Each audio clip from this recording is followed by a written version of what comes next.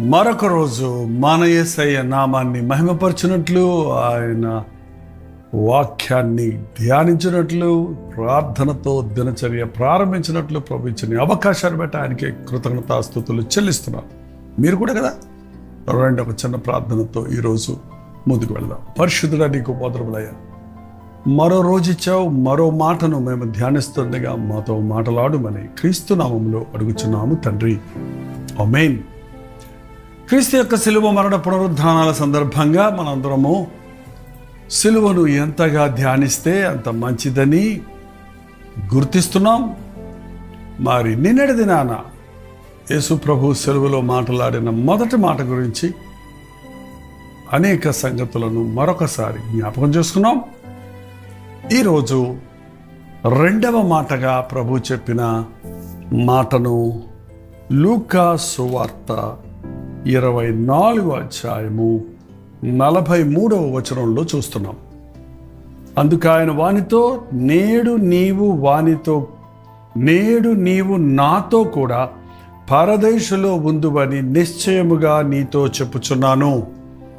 నేడు నీవు నాతో కూడా పరదేశులో ఉందువని నిశ్చయముగా చెప్పుచున్నాను. ఎవరితో చెప్పారు ఈ మాటలు? యేసు ప్రభు తల్లి అయిన మరియతో చెప్పాడా? ప్రియుడైన శిష్యుడిగా ఉన్న యోహానుకు చెప్పాడా? నీవే కేఫా అనబడతావు, నీ మీద నా సంఘమును కట్టబడుతుందని చెప్పిన పేతురుకు చెప్పాడా? ఎవరికండి? భయంకరమైనటువంటి నేరస్తుడు. ఒక్కసారి మనం 39వ వచనం దగ్గర నుంచి చదివితే ఆ సందర్భాన్ని చక్కగా కనులు కట్టినట్టుగా మనం చూడొచ్చు. విలరాడదీయబడిన ఆ నేరస్తులలో ఒకడు ఆయనను దూషించుచు, నీవు క్రీస్తువు కదా, నిన్ను నీవే రక్షించుకొనుము, మమ్మును కూడా రక్షించమని చెప్పను. అయితే రెండవ వాడు వానిని గద్దించి, నీవు అదే శిక్షా విధిలో ఉన్నావు కదా, గనుక దేవునికి భయపడవా? మనకైతే ఇది న్యాయమే, మనము చేసిన వాటికి తగిన ఫలము పొందుచున్నాము కానీ ఈయన ఏ తప్పిదము చేయలేదని చెప్పి ఆయనను చూచి, యేసు, నీవు నీ రాజ్యంలోనికి వచ్చినప్పుడు నన్ను జ్ఞాపకము చేసుకొని మనను. అందుకు ఆయన వానితో, నేడు నీవు నాతో కూడా పరదేశంలో ఉందువని నిశ్చయముగా నీతో చెప్పుచున్నాను నేను. యేసయ్య ప్రేమను ఒక్కసారి చూడండి. ఆయన మొట్టమొదటగా పరలోక రాజ్యానికి చేర్చిన ఆత్మలలో ఈ నేరస్తుడు ఒకటిగా కనపడుతున్నాడండి. మనందరికీ తెలుసు, యేసు ప్రభువుని సిలువేసినప్పుడు ఆయనకి ఇరుప్రక్కల మరిద్దరు నేరస్తులను సిలువేశారు. 3 సిలువలను మనం గమనిస్తుంటాం. ఇది హిస్టారికల్గా ప్రూవ్డ్. మధ్య సిలువలో, యేసు ప్రభు వేయబడిన సిలువలో కూడా భయంకరమైన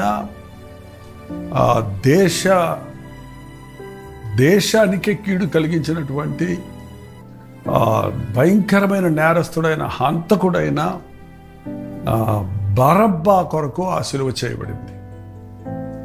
ఆ పండుగ దినాన ఒక ఖైదీని విడిపించట కలదు. ఎలాగైనా పిలాతు యేసు ప్రభువుని విడిపించాలి, ఆయనలో ఏ తప్పిదం లేదని తెలుసుకొని ఆనాటి జనుల దగ్గరికి తీసుకుని వచ్చి, బరబ్బా కావాలా లేక మీరు ప్రభు అని క్రీస్తు కావాలా అంటే వారందరూ మాకు బరబ్బే కావాలి.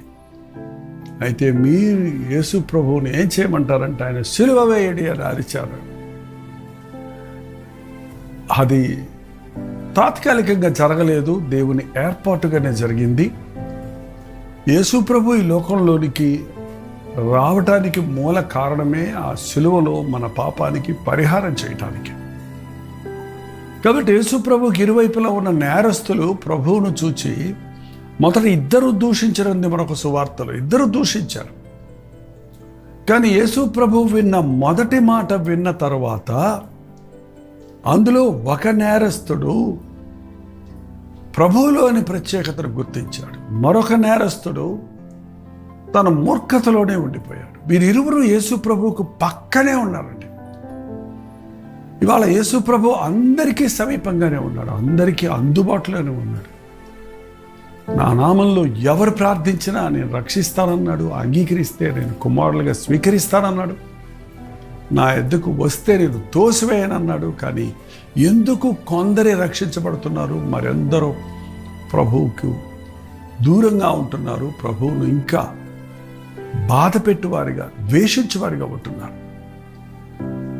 ఒకరి మనోనేత్రాలు తెరవబడినప్పుడు క్రీస్తులోని ప్రేమను, ప్రత్యేకతను గుర్తించగలుగుతాం. ఆయన మాటలు విన్నప్పుడు, తండ్రి వీరేమి చేయుచున్నారో వీరెరుగరు గనుక వీరిని క్షమించుము అన్న మొదటి మాట విన్న రెండవ దొంగ ఆ బాధ ఏంటో, అవమానమేంటో, నిందేంటో, అటువంటి స్థితిలో ఎలాంటి మాటలు తన నోటికి వస్తాయో తెలుసు. కానీ యేసు ప్రభు అట్టి సమయంలో వారిని హింసించిన వారిని క్షమించడం చూసినప్పుడు ఈయన మామూలు నేరస్తుడు కాదు, ఈయన మామూలు వ్యక్తి కాదు, మాలాంటి వాడు కాదు అని గుర్తించాడు. ఆ మాటలు అతని హృదయాన్ని కదిలించాయి. కానీ మరొక ప్రక్కన ఉన్నవాడు ఆ మాటలు విన్నప్పటికీ, నువ్వు క్రీస్తువు కదా, నిన్ను నీవు రక్షించుకో, మమ్మల్ని కూడా రక్షించు అంటున్నాడు. మరి అతడు వేడుకుంటున్నాడు, దేవుడు నువ్వు రక్షించుకో, మమ్మల్ని కూడా రక్షించు. బాగానే ఉన్నట్టుంది ప్రార్థన. అంటే అతని ఉద్దేశం ఏంటి? ఈ శిలువ మీద నుంచి మమ్మల్ని దింపు, నువ్వు దిగిరా, నువ్వు వెళ్ళి బోధలు చేసుకో, మేము వెళ్ళి మా కక్షలు తెచ్చుకుంటాం అన్నట్టు ఉంది. మేము ఇంకా వెళ్ళి లోకంలో మా యొక్క కార్యాన్ని ముగించుకుంటాం, పనికి మాలిన కార్యాలు అన్నట్టుగా ఈ లోకం గురించి అడుగుతున్నాడు. మనలో చాలామందిని ఇతని వల్లే ఉన్నామండి. నిజంగా నీవు దేవుడు అయితే నాకు బైక్ ఇయ్యి, కారు ఇయ్యి, ఇల్లు ఇయ్యి, వాకిలి ఇయ్యి, డబ్బు ఇయ్యి, ఉద్యోగం ఇయ్యి అని అడిగేవారు అయితే అని ఒక పదం వాడేవారు నిజంగా ప్రభునందు విశ్వాసం ఉంచిన వారా? నిజంగా వారు అడిగేవి దేవుడు ప్రభువు మాత్రమే ఇవ్వగలిగినవి అని గుర్తించి అడుగుతున్నారా? భూ సంబంధమైన వాటి కోసమే అడుగుతున్నామండి. చాలా విచారం, ఈ రోజున క్రైస్తవులు అనబడేవారు, ప్రభువును నమ్ముకునేవారు కూడా లోక సంబంధమైన దీవెనల కోసమే ప్రభువును నమ్ముకుంటున్నారు. ప్రభువును నమ్ముకుంటే లోక సంబంధమైన ఆశీర్వాదాలు కూడా మనకు కలుగుతాయి. కానీ ఈ జీవితము కొరకే మనం ప్రభువును నమ్ముకున్న వారిమైతే లోకంలో ఉన్న వాళ్ళందరికంటే దౌర్భాగ్యులుగా ఉంటామని పరిశుద్ధ గ్రంథం చెప్తూ ఉంది. అయితే రెండవ దొంగ అతని మాటలు విన్నప్పుడు ప్రభు ఏం మాట్లాడలేదు. ప్రభు వదకతేవుడని గొర్రె పిల్లవలే అతడేదో ఇష్టం వచ్చినట్లు మాట్లాడనని గుడ్లను మేము చూడలేదు. అతనికి తిరిగి జవాబు చెప్పలేదు. చూసారా? ఆ రెండవ దొంగ అన్నాడు, అయితే రెండవ వాడు వాడిని గద్దించి, నీవు అదే శిక్షలో ఉన్న, అదే శిక్షా విధిలో ఉన్నావు గనక దేవునికి భయపడవా? నువ్వు శిక్షకు పాత్రుడవు, నువ్వెందుకు దేవుని మీదే ఎదురు తిరుగుతున్నావు? నువ్వు దేవునికి భయపడవా? మనకైతే ఇది న్యాయం. మనం నేరస్తులం, దోషులం, దొంగలం, మోసగాండ్రం, హంతకులం. మనం ఇలాంటి శ్రమను అనుభవించటం మనకి న్యాయము. కానీ ఈయన ఏ తప్పిదము చేయలేదు అని చెప్పి, ఈయనలో ఏ తప్పిదము లేదు అని గుర్తించాడు ప్రక్కనే ఉన్న మరొక దొంగ. ఎన్ని శ్రమలు, ఎన్ని బాధలు పొందటానికి ఈయన ఏం నేరం చేశాడు? దూషించలేదు, హింసించలేదు. ఈయన మేలు చేశాడు, ఈయన రక్షించాడు, ఈయన స్వస్థపరిచాడు, ఈయన దేవుడు, ఈయన పవిత్రుడు, పరిశుద్ధుడు, నేరాలే లేనివాడు. మనమైతే దోషులం. ఇదండి ఒక వ్యక్తి రక్షణ పొందడానికి అవసరమైంది. నేను పాపిని, ఆయన పరిశుద్ధుడు. నేను దోషిని, ఆయన నిర్దోషి. నేను శిక్షకు పాత్రుడను, ఆయన నన్ను శిక్షించడానికి పాత్రుడు అని యేసు వైపు ఎవరు చూస్తారో వారికి రక్షణ కలుగుతుందండి. ప్రభు మనలాగా శరీరధారిగా ఈ లోకంలోనికి వచ్చినప్పటికీ, మనవలే అన్ని విషయాల్లో శోధించబడినప్పటికీ మనలాగా పాపానికి చోటు ఇవ్వలేదండి. ఆయన పరిశుద్ధుడిగా, పైనుండి వచ్చిన వాడిగా, నిష్కలంకుడిగా ఆయన జీవించాడు. కల్మషము లేని వాడిగా జీవించాడు. మనుష్యుల వలె రియాక్ట్ అవ్వలేదు. ఆయన క్షమించాడు. ఆయన కొట్టువారికి తన వీపును అప్పగించాడు. ఆయన వదకు తేబడిన గొర్రె పిల్ల వలె ఆయన నిందించిన వారి ముందు మౌనంగా నిలబడ్డాడు. నిర్దోషిగా ఉన్న ఆయన అవమానాన్ని, నిందను భరించి దోషిగా నిలబడ్డాడు. ఇది మీకు ఆశ్చర్యంగా లేదా? ఇది యేసుక్రీస్తులో మనం చూస్తున్నప్పుడు ఈయన ఎంత గొప్ప త్యాగం మన కొరకు చేశాడో, ఈయన ఎంత గొప్ప పరిహారాన్ని మన కొరకు చెల్లించాడో అని అవగాహన కలగదా?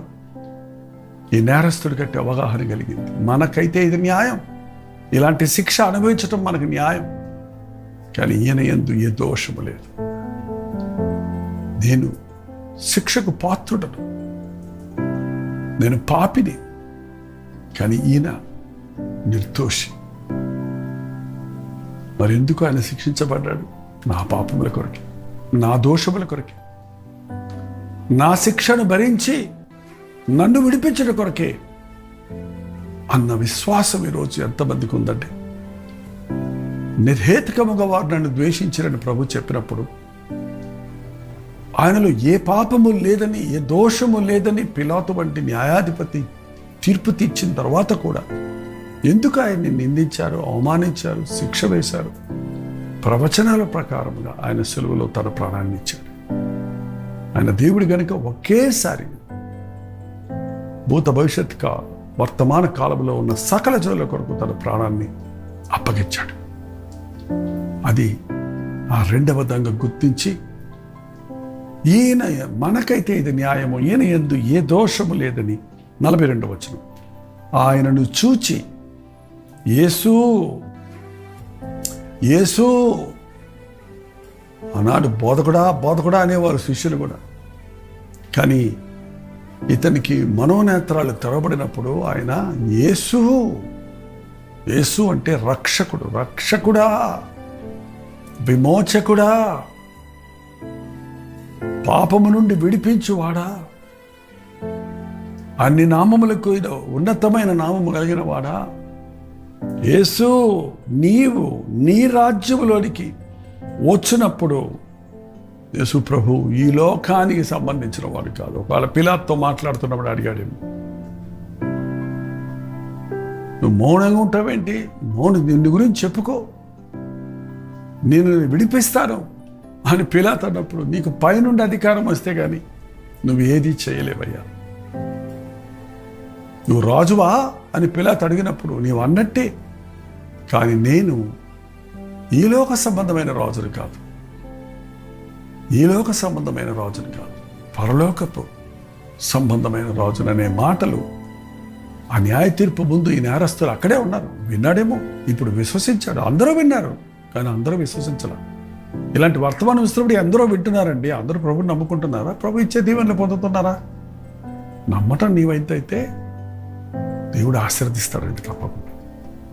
విని వదిలేస్తే కాదు, వినని దాన్ని ధ్యానిస్తే, గ్రహిస్తే, అంగీకరిస్తే అద్భుతాలు మన జీవితాల్లో ఈరోజు కూడా చూడగలం. యేసు నామములో పాప క్షమాపణ ఉన్నది. యేసు నీవు నీ రాజ్యంలోనికి వచ్చినప్పుడు, అవును, ఈ లోక రాజ్యాలన్నీ పతనమైపోయే సమయం ఉంది. శాశ్వతమైన రాజ్యం ఒకటి ఉంది, అదే పరలోక రాజ్యం. యేసు ప్రభు బోధించిన బోధల్లో పరలోక రాజ్యముల గురించి, పరలోక రాజ్యముల గురించి, పరలోక రాజ్యముల గురించి ఆయన ఉపమానములతో బోధించిన మాట వింటున్నాం. మనం ఈ లోకంలో ఒక న్యూస్ ఛానల్ ఆన్ చేశామంటే ఈ లోక సంగతులైన రాజ్యాల గురించి న్యూసే వింటుంటాం. కానీ ఇవన్నీ ఈ రాజ్యాలు పడిపోతాయి, లేస్తాయి, రాజ్యాలు కోలతాయి. ఒకరోజు రాబోతుంది, ఈ లోకము దానిలో ఉన్నవన్నీ పంచభూతములు మహావేంద్రముతో లయమైపోయే సమయం రాబోతుంది. పాత భూమి, పాత ఆకాశము గతించిపోయే రోజులు రాబోతున్నవని మనం బైబిల్ చదివితే అర్థం చేసుకుంటామండి. ఈ రాజ్యాలు శాశ్వతమైనవి కావు, ఈ రాజులు శాశ్వతమైన వారు కావు, ఈ అధికారాలు శాశ్వతమైనవి కావు. యేసుక్రీస్తు రారాజు, ఈజ్ ఆన్ ద థ్రోన్, సింహాసనాసీనుడుగా ఉన్నాడు. ఆయన రాజ్యం పరలోక రాజ్యం అని నమ్మాడండి ఈ నేరస్తుడు. యేసు, నీ రాజ్యంలోనికి నీవు వచ్చినప్పుడు నన్ను జ్ఞాపకం చేసుకోవా? నీ పక్కనే ఉన్న నన్ను నీ రాజ్యంలో జ్ఞాపకం చేసుకోవా? ఇంకో మాటలో చెప్పాలంటే నీ రాజ్యానికి నన్ను కూడా చేర్చుకోవా? మీరు ఎప్పుడన్నా ఈ ప్రార్థన చేశారండి? ప్రభా, నీ రాజ్య వారసుడిగా నన్ను చేసుకుని ఆయన నా పేరు జీవగ్రంథంలో ఉండినట్లుగా నా పాపముల కొరకు పశ్చాత్తాపడుతున్నాను, నీ రక్తంలో నన్ను శుద్ధినిగా చేసి నీ రాజ్య వారసుడిగా చేసుకొని ప్రార్థించారని అది ఈరోజు చేయండి. నీ రాజ్యంలోని నన్ను చేర్చుకో ప్రభు. అప్పుడు ప్రభు అతని వైపు చూచి రెండో మాటగా అన్నాడు. అప్పటికే ఆయన రక్తం అంతా కారిపోతుంది, ఆ బలమంతా పుంజుకొని ఆ రెండు శిలల మీద వేలాడుతున్న ఆయన నోట్లో నుంచి మాట రావాలంటే చాలా కష్టం. కానీ అంత శ్రమలో కూడా తనకు మొరపెట్టు వారికి, ఆయన నిజముగా మొరపెట్టు వారికి ఉత్తరం ఇస్తాడు. పొరద్దొంగ నీకేంట్రా, పరో నేరస్తుడు అనుభవుడురా అనలేదంటే. ఆ నేరస్తుడిని చూసి ఆయన, నేడు నీవు నాతో కూడా పరదేశంలో ఉందు అని నిశ్చయముగా నీతో చెప్పుచున్నాను. నీవు నీ స్థితిని గ్రహించుకున్నావు, నీవు నీ పక్కనున్న విమోచకుడిని గుర్తించావు, నీవు ఉన్నతమైన పరలోక రాజ్యం కొరకు అడుగుతున్నావు కాబట్టి నీవు నాతో కూడా పరలోక రాజ్యంలో ఉంటావు. ఎంత గొప్ప శ్లాఘ్యం! ప్రభు మరణాన్ని మృత్యువును జయించి పరలోకానికి వెళ్తుంటే పక్కన ఈ నేరస్తుడు వెళ్తున్నాడంటే చెయ్యి పట్టుకోండి. దూతలన్నీ అడుగుతున్నాయంటే ఎవడు వీడిని తీసుకొస్తున్నా బయటి. ప్రభా నీ కోసం ఎంతగా మేము ఎదురు చూస్తూ ఉన్నాం, పక్కన వీడెవడు? రక్తము ద్వారా నేను విమోచించుకున్న ఒక ఆత్మ, ఒక వ్యక్తి. ఈరోజు యేసు క్రీస్తు రక్తంలో కడగబడటానికి మనం పరిశుద్ధులుగా ఉండనవసరం లేదండి. పరిశుద్ధులకి ఎందుకు ఇంకా పని వైద్యుడు, లేక పరిశుద్ధుడికి ఎందుకు దేవుడు? మనం పాపులమే గనుక మన పాపములను విమోచించుట కొరకు వచ్చిన ప్రభువు మీద విశ్వాసం ఉంచి, దేవా నా పాపములు క్షమించు, నీ రక్తములు నన్ను కడుగు అని విశ్వాసంతో ప్రార్థిస్తే, నన్ను జ్ఞాపకం చేసుకో, నీ రాజ్య వారసుడిగా చేసుకోమని ప్రార్థిస్తే మనం కూడా దేవుని రాజ్యములో యుగ యుగములు తరతరములు జీవించబోతున్నాం. తలవాచండి, ప్రార్థిద్దాం. పరిశుద్ధుడా, ప్రేమగల తండ్రి, మరొకసారి నీ పాద సన్నిధిలోనికి చేరుతున్నామయ్యా. సిలువ మరణ పునరుద్ధారణను ధ్యానించే ఈ దినములలో నీవు సిలువలో పలికిన 7 మాటలు వరుసగా మేము ధ్యానించాలని ఆశిస్తుండగా, ప్రతి మాటలోని సత్యాన్ని, సారాన్ని, విషయాన్ని మేము మరొక్కసారి గ్రహించుకొని మా హృదయాలకు అనునయించుకొని ఆ సిలువలో నీవు పలికిన మాటలలో ఉన్న ఆదరణను, మాదిరిని, నాయన క్షమాపణను మేమును పొందుకున్నటకు సహాయం వచ్చాయి. ఎవరెవరు ఎక్కడెక్కడి నుంచి మాటలు వింటూ ఇంకా వారి హృదయాలు కఠినం చేసుకుంటున్నారు, వారితో మాట్లాడి, ప్రభువా యేసు నీ రాజ్యంలోనికి వచ్చినప్పుడు నన్ను నీవు జ్ఞాపకము చేసుకున్నామనే ప్రార్థన మేమును చేసి నీ రాజ్య వారసులు ఒకటకు సహాయము చేయమని క్రీస్తు నామములో అడుగుచున్నాను తండ్రి, ఆమేన్. తండ్రి అయిన దేవుని యొక్క ప్రేమయు, కుమారుడైన క్రీస్తు యొక్క కృపయు, ఆదరణకర్త అయిన పరిశుద్ధాత్మ